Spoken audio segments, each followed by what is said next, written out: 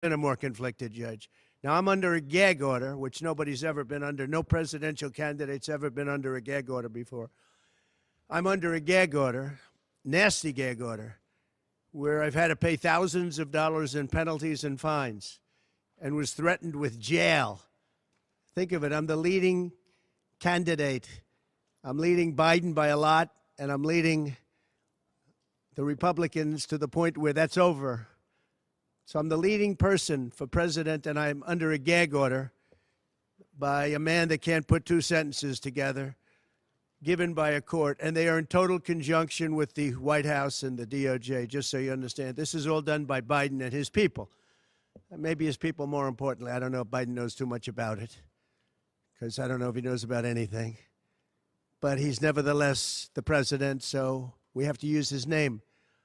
And this is done by Washington, and nobody's ever seen anything like it.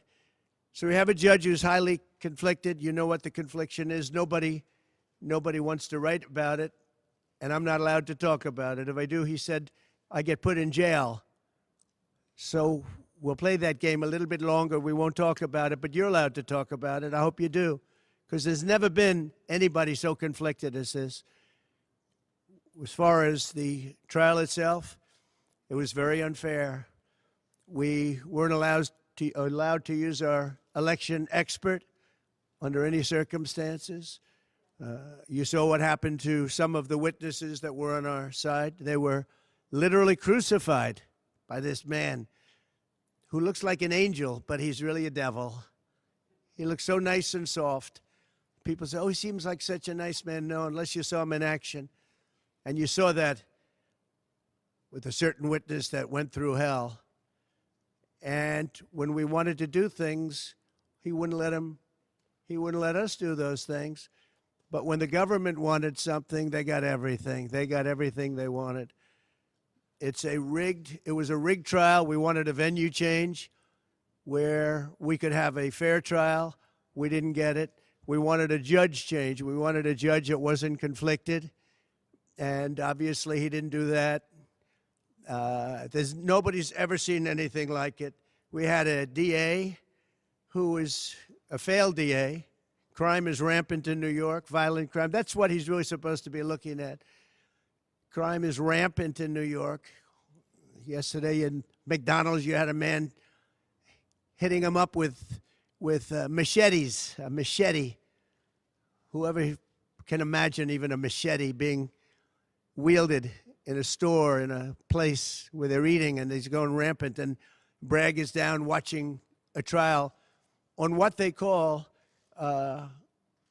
crimes. They're falsifying business records. That sounds so bad. To me, it sounds very bad. You know, it's only a misdemeanor, but to me, it sounds so bad. When they say falsifying business, that's a bad thing for me. I've never had that before. I'm falsifying. You know what falsifying business records is? In the first degree.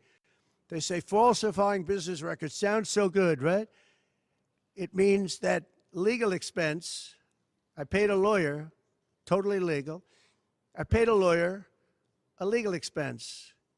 And a bookkeeper, without any knowledge from me, correctly marked it down in the books. A very professional woman, highly respected, she testified. Marked it down in the books as a legal expense. So a legal expense, paid a lawyer, is a legal expense in the books.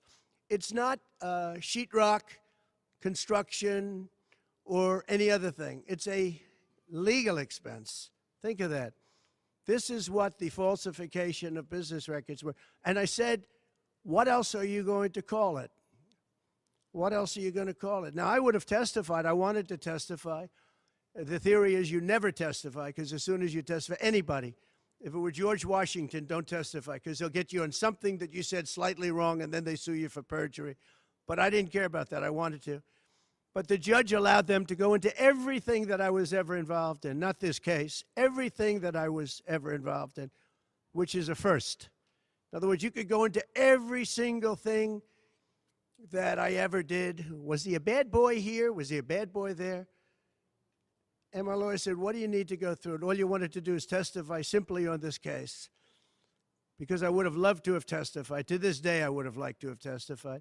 But you would have been you would have said something out of whack, like it was a beautiful sunny day and it was actually raining out. And I very much appreciate the big crowd of people outside. That's incredible what's happening. The level of support has been incredible. So the whole thing is legal expense was marked down as legal expense. Think of it. This is the crime that I committed, that I'm supposed to go to jail for 187 years for. When you have violent crime all over this city at levels that nobody's ever seen before, where you have businesses leaving, and businesses are leaving because of this, because heads of businesses say, man, we don't want to get involved with that. I could go through the books of any business person in this city, and I could find things that in theory, I guess, let's indict him, let's destroy his life.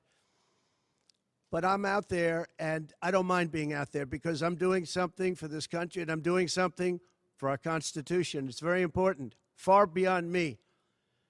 And this can't be allowed to happen to other presidents. It should never be allowed to happen in the future. But this is far beyond me. This is bigger than Trump. This is bigger than me. This is bigger than my presidency. And the people understand it because I just see a poll just came out, the Daily Mail. That was the first one, came out, was done last night right after the verdict, where I'm up 6 points. 6 points from what we already were. We were leading fairly substantially. We're up 6 points in the Daily Mail poll. Now, maybe other polls come out and it says something differently, but a lot of people have predicted it because the public understands, and they understand what's going on. This is a scam. There's a rigged trial. It shouldn't have been in that venue. We shouldn't have had that judge. He should have allowed us to have an election expert. We had the best expert, most respected expert, head of the Federal Elections Commission. He was all set to testify. He was waiting for 2 days. And when it was his turn, Bragg's people protested. And the judge knocked him out, said, you can't testify. He actually said you can't testify for anything having to do with the trial. You can say what the federal elections is. Well, that doesn't help. Everybody knows that. But you can't testify. So essentially, he wasn't able to testify. Other people weren't able to testify. But with these people, they were able to use people salacious. By the way, and nothing ever happened. There was no anything. Nothing ever happened, and they know it. But they were as salacious as they could be, and it had nothing to do with the case. But it had to do with politics. And do you notice the timing? The timing was perfect. This case was dead. It was dropped by every agency, every governmental board. It was dropped by the highly respected Southern District. They said, no, there's no case here. It was dropped by federal election, and that's what it's about. This is about a federal election, not a state election. You're not even allowed to look at it. They took the state and the city, and they went into a federal election. They're not allowed. The people from federal election, Southern District, and Washington dropped the case. Everybody dropped the case. There was no case. Cy Vance dropped the case. And when Bragg came in, he said, this is the most ridiculous case I've ever seen. And who would have a certain person, again, gag order, who would have a certain person like this ever testify? He said, this is essentially one of the worst people I've ever seen, ever, to testify. He said, the craziest case I've ever seen. This is Bragg. Then when I announced I was running for president, long time later, they decided to revive this case. And they got a judge, Judge Marchand, who was responsible for another case that was also brought. It destroyed the life of a very good man, by the way. Destroyed the life of a very good man who went to prison once, and then they just put him in prison again because they said he lied. He didn't lie. I looked at the statements he made. In fact, he didn't remember something, and they put him in jail. Again, they've destroyed him. With me for many years, he was an honorable person. He was an honest man. And if you look at what he did, supposedly, it never happened. There's never been anything like this. Over the education of his grandchildren. Over, he didn't report that he had a car or 2 cars on his income. I don't know. I wonder how many people here have cars. I wonder how many people said, oh, gee, I have a car that's worth X dollars. How do you even figure it? And I guess you do have to report it, but I would say probably almost nobody does. Nobody even thinks about it. They put this man, they destroyed this man, but they put him in jail again because they didn't want him to testify. They didn't want him to testify. That's why he went to jail. They put him in jail twice. He's 77 years old. Now, normally I'd say that's an old guy, but I don't feel 77. Nobody ever says that about me. I'd like them to say, gee, we have to have a little sorrow for this man, because they just don't say that about me, but maybe I'm better off that way. I think I'm probably better off that way. But they put him in jail twice. And you have to see what they put him in jail. And he was threatened by the judge. This man was told, you're going to get 15 years in jail if you don't give up Trump. And he was told that. You're going to get 15 years in jail. And he made a plea deal because he didn't want to spend the rest of his life. And he was told that viciously. We're living in a fascist state. He was told that viciously. So you can go to jail for 4 months, 5 months, or you can get 15 years in jail. So do a plea. Almost who wouldn't do that plea? Everyone does those pleas. It's a horrible thing. There's a whole group of lawyers that fight that. It's so unfair. It's so unfair. But they destroyed his life. So many other things. You look at Southern District didn't want to bring the case. Nobody wanted to bring the case. And then you know who didn't want to bring the case? Most of all is Bragg. Bragg didn't want to bring it. But then he brought it. And they tried to make it a different case. They didn't say legal expense equal legal expense. Again, if I wrote down and paid a lawyer, and by the way, this was a highly qualified lawyer. Now, I'm not allowed to use his name because of the gag order. But, you know, he's a sleazebag. Everybody knows that. Took me a while to find out. But he was effective. He did work. But he wasn't a fixer. He was a lawyer. You know, they like to use the word fixer. He wasn't a fixer. He was a lawyer. At the time, he was a fully accredited lawyer. Now, he got into trouble not because of me. He got into trouble because he made outside deals, and he had something to do with taxi cabs and medallions, and he borrowed money. And that's why he went. And then he pled to three election violations.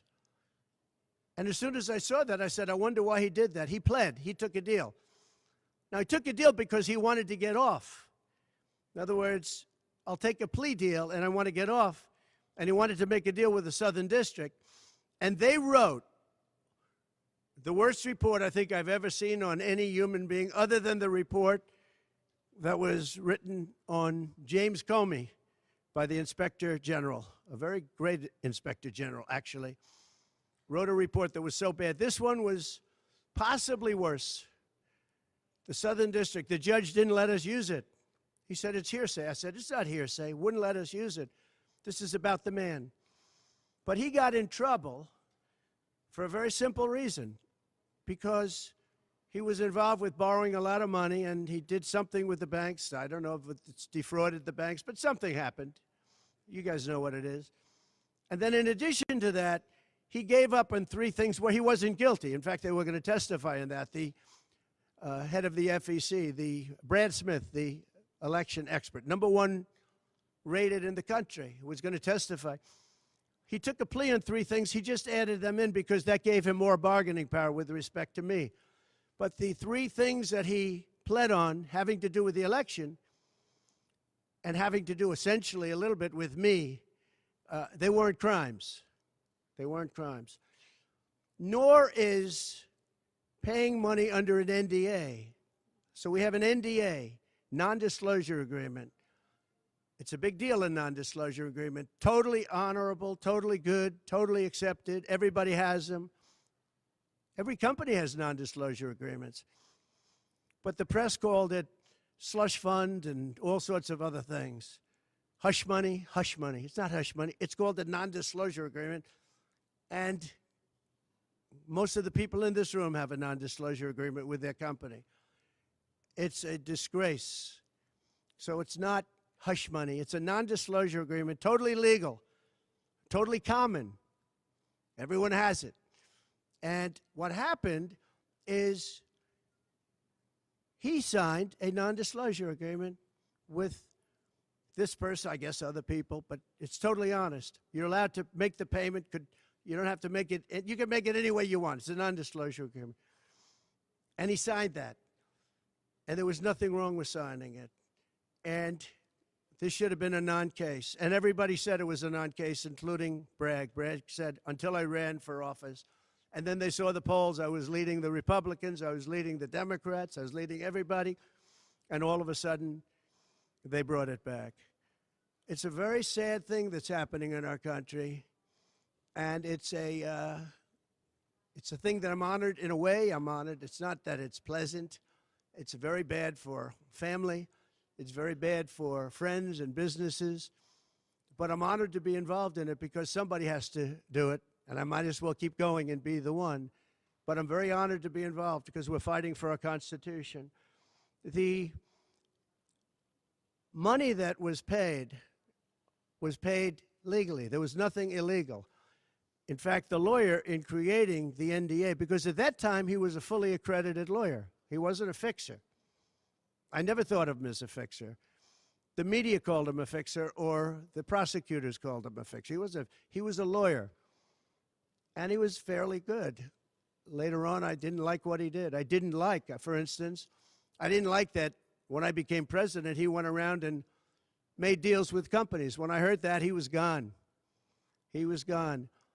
And he had payments coming to him, and a lot of this involved things that are very simple. There was nothing wrong. This was standard stuff, all standard stuff. Everything involved was standard. There was no crime here. In fact, I just watched a couple of the reports. You watched Jonathan Turley, Andy McCarthy, Greg Jarrett. You look at all of these people, Mark Levin, all very talented people, great people, many more. And they don't know me, essentially. They don't know me. They're legal scholars and experts. But I look at them. I watched Turley this morning saying, there's no crime here. Everybody says there's no crime here, except for this DA that's got the city out of control with crime. It's absolutely out of control. So we have an NDA that was signed. We have legal expenses. And here's the thing, on legal expenses, you have 100 where they say, they do a charge. I just recorded this out. Falsification of business records in the first degree. It sounds so bad. I said, wow. And even my own lawyers, I get very upset with them because they don't say what it is. They say, well, falsification of legal records is only a felony. Well, that's a lot. It's only they say a misdemeanor. But they try and bring it up to a felony if there's 2 crimes. They have all these different things. The other thing is they missed the statute of limitations by a lot because this was very old. They could have brought this 7 years ago instead of bringing it right in the middle of the election. So they missed the statute of limitations. They did everything. Now, let me give you the good news. The good news is last night, we just got a report this morning, in the history of politics, I believe, maybe I'm wrong, somebody will find that I'm wrong, maybe, but I don't think so. They raised with small money donors, meaning like $21, $42, $53, $38, a record $39 million in about a 10-hour period. No, think of that. I like those people.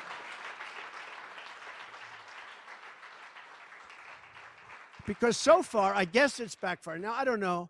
I'd rather not have it happen. I don't want to have it backfiring. I don't want to win this thing legitimately, not because they were stupid and did things that they shouldn't be doing.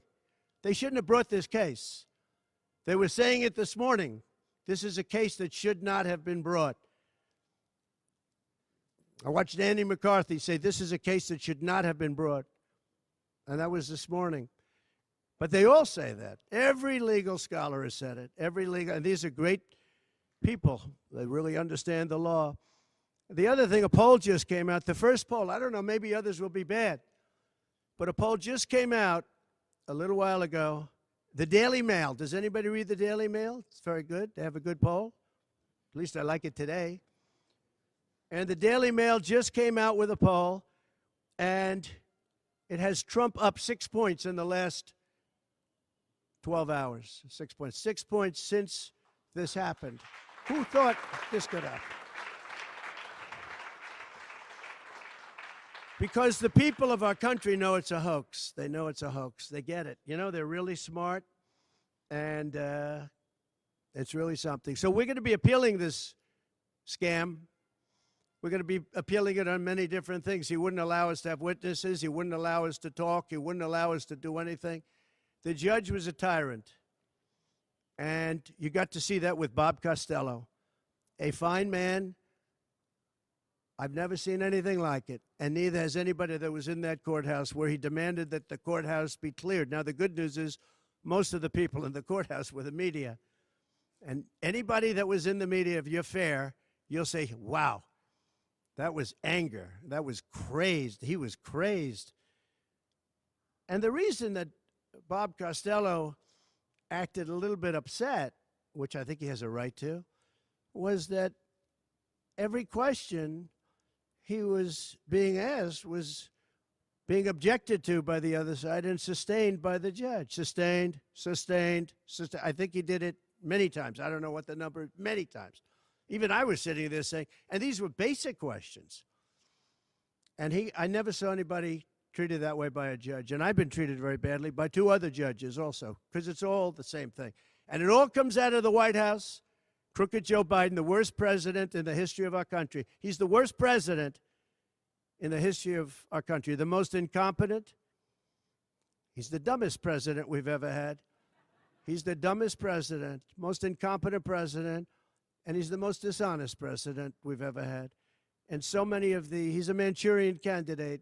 You take a look at the way he treats China, Russia, so many others. You know, I ended the Russian pipeline. It was dead. He comes in and he approves it.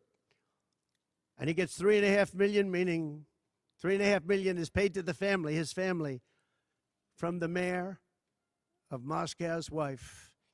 And I said, where did that come from? Nobody wants to talk about it. But he's a very big danger to our country. And the only way they think they can win this election is by doing exactly what they're doing right now, win it in the courts because they can't win it at the ballot box. So we're going to show them that, we're going to fight. It's actually, I don't know, it's something where I'm wired in such a way that a lot of people would have gone away a long time ago. They would have gone away after impeachment hoax number 1. That was a total hoax. I had great support from the Republican Party, though. Then you had impeachment hoax number 2. And then they formed the committee. How about they formed the committee of thugs, the J6 committee of thugs. And they took their records and they destroyed all of the records after the committee was abandoned because those records were great for us. Now, can you imagine if Republicans did that? Everybody would have been in jail by now. Think of it, the unselect, I call it the unselect, they call it select committee, I call it the unselect committee of thugs. They meet, it's 100% Democrat and 2 past Republicans that are no longer Republicans, that are no longer in business anymore, thank you. But it was all Democrats and 2 wayward Republicans.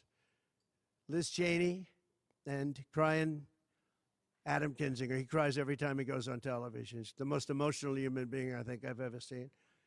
And that was our representatives. These 2 people were our rep. So they had all this stuff that they're leaking. And then when it came time to look at the records, like where the police said and the Capitol Guard said that I supplied, think of it, that I recommended as many soldiers or National Guard as you want. 10,000. If you had 500, you wouldn't have had a problem. There wouldn't have been a J6. But Nancy Pelosi and the group didn't want it. Anyway, so they have testimony to all of that. that I did not attack the Secret Service agent in the front of a car. You know, these are strong people. And I supposedly went to the driver, and I grabbed him around the neck. And he rebuffed me, and then I went to the other guy, who I think is a black belt in karate, and he's slightly younger than me, maybe 35 years, 40 years, 50 years. And I grabbed him around the neck and said, he's a black belt in karate. They know how to get somebody from around their neck. They would have gone like this, and that would be the end of that. Actually, I had a friend that said, you shouldn't dispute that. That makes you look like the toughest cookie we've ever seen. You should have let that go on. But the fact is, it never happened. It was all made up. And that was proven to be made up. It proved to be a false story. And they deleted and destroyed all of that information, every ounce of it. We're dealing with a corrupt government. We have a corrupt country. Our elections are corrupt. Our borders are open. Our borders are going to be closed very soon. November 5th is going to be the most important day in the history of our country. Now, when I say that, because my people are always saying, do this, because we're fighting for America, DonaldJTrump.com. I hope everybody watching right now, DonaldJTrump.com, because it really makes a difference. They have a lot of money on the other side. I don't know where they get it. Nobody knows where they get it. But for some reason, they get money. But they're not on the side of our country. In many ways, I think they hate our country. Who on earth can want open borders where people are allowed to pour in from countries unknown, from places unknown, from languages that we haven't even heard of? We have people sitting in schools with languages where very few people have ever even heard of these languages. It's not like Spanish or French or Russian. Languages unknown. We have people coming from corners of the globe, and many of them are not good people. Many terrorists, record levels of terrorism, record levels of terrorists have come into our country. Record. They've never seen anything like it. You know, there was a report that in 2019, I don't believe this, by the way, the media gave it, and it was good for me, believe it or not. They said in 2019, there were no terrorists recorded that came into our country. I don't believe that. I don't think that's possible. But they actually, 2019 was a Trump year. I don't believe that that could be possible. But they said no terrorists came into our country. So let's say it was close. Let's say it was close. But now record levels of terrorists, record levels, the highest level we've ever seen of terrorists are pouring into our country. You have China with just in the last few months, 29,000 people came in, and I looked at them on a line, and they look like perfect soldiers. They're almost all male, from 19 to 25. It looks like a recruiting exercise. They have beautiful tents. They have propane stoves. They have cell phones, the best you can buy. I said, what's going on? It looks like they're building an army right in our country. Now, I don't think that would happen, right? We're losing our country.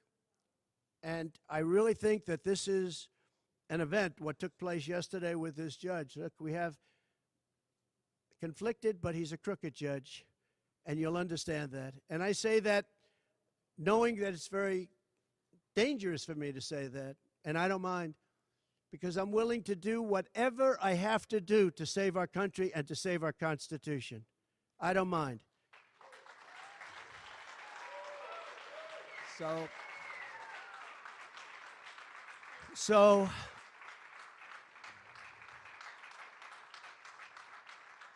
thank you.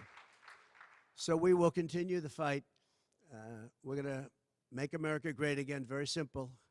When people fight MAGA, they say, we're going to fight. I watch Biden. We're going to fight MAGA. We're going to stop MAGA. It's make America great again. That's all it is. MAGA. Make America great again. Our country's in serious trouble. We owe $36 trillion. We were energy independent for the first time ever, and now we're begging Venezuela for oil. One statistic you have to hear.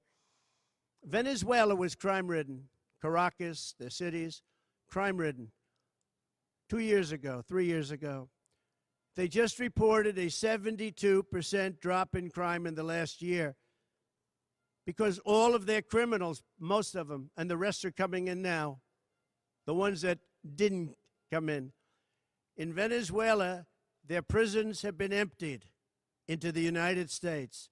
Their criminals and drug dealers have been taken out of the cities and brought into the United States. And that's true with many other countries. The Congo has just released a lot of people from jail. Congo, Africa, just released a lot of people from their prisons and jails and brought them into the United States of America. This is what's happening to our country, and it's not sustainable by anyone. Little things like our kids can't have a Little League game anymore because you have tents and you have migrants living on the fields. That's the least of it. People are taking over our luxury hotels, migrants, and yet our veterans, our great veterans, are living on the streets like dogs. They're living on the streets. But migrants are living in luxury hotels in cities all over our country, run by Democrats. So it's my honor to be doing this. It really is. It's a very unpleasant thing, to be honest. But it's a great, great honor. We're gonna do what I have to do. I'm going to do it. And the support has been, that's why I mentioned the number of $39 million. That's why I mentioned we're up 6 points. And we went up a lot over the last month because everybody saw it was a rigged deal. It was a rigged trial. But we're going to make America great again. We're going to make it better than ever before. November 5th, remember, November 5th is the most important day in the history of our country. Thank you very much, everybody.